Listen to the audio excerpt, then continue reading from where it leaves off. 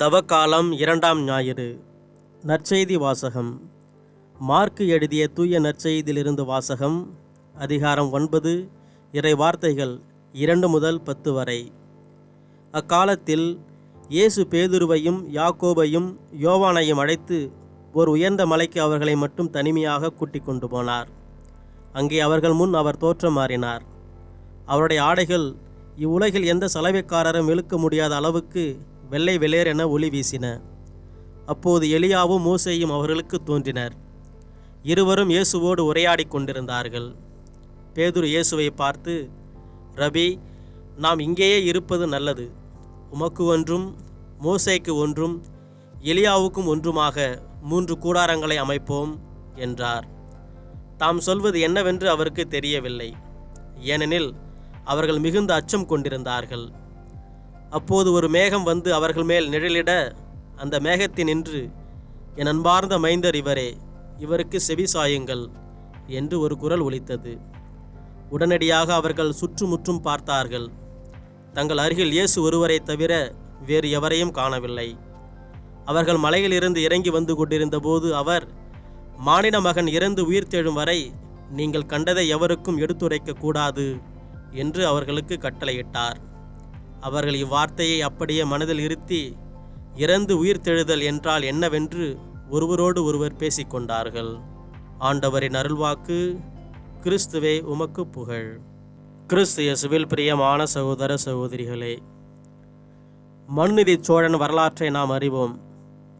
தனது கன்றை இழந்த மாடு ஆராய்ச்சி மணியை அடித்து நீதி கூறிய போது வழக்கை விசாரித்தான் மன்னன். தனது மகன் தேரோட்டும் போது தவறுதலாக ஓடி வந்த கன்று தேர்காலில் விழுந்து இறந்தது. தீர்ப்பாக மன்னன் தனது மகனையும் தேர்காலில் இட்டு கொள்ள முடிவெடுக்கிறான். அமைச்சர்கள் கேட்கிறார்கள், கன்றுதான் தவறுதலாக ஓடி வந்து மாண்டது, இளவரசன் அதற்கு எப்படி பொறுப்பாக முடியும்? அப்படியே அது இறந்திருந்தாலும் கன்றின் உயிரும் இளவரசன் உயிரும் சமமா? மனுநீதி சோழனின் தீர்ப்பு பல்லுக்கு பல், கண்ணுக்கு கண் என்ற கொள்கையின் அடிப்படையில் எடுத்ததாக தோன்றும்.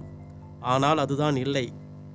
மனுநீதி சோழன் பின்பற்றிய நீதி இதோ: ஒரு உயிரின் துன்பத்தை அகற்ற வேண்டும். இயலவில்லை என்றால் அவ்வுயிரின் துன்பத்தை தனது துன்பமாக ஏற்று அனுபவிக்க வேண்டும்.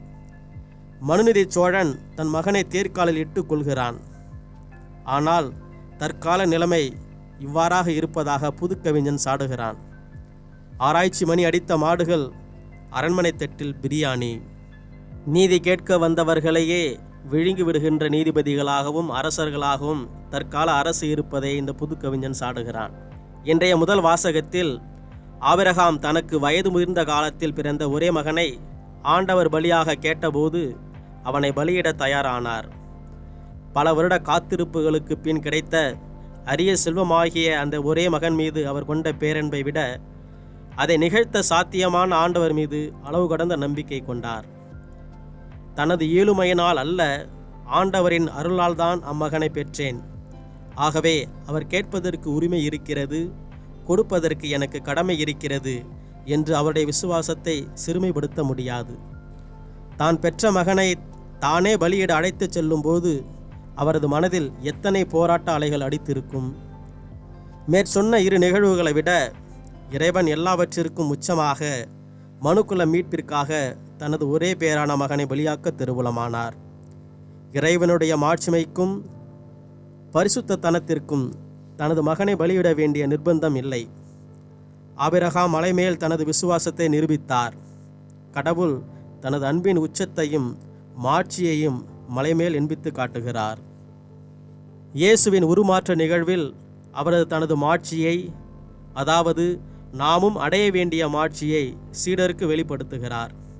திருச்சட்டம் இறை வாக்குகளின் நிறைவு தான் எனவும் மீட்பிற்காக இறைவன் தொடக்கத்திலேயே வகுத்த திட்டத்தையும் அவர்களுக்கு வெளிப்படுத்துகிறார்.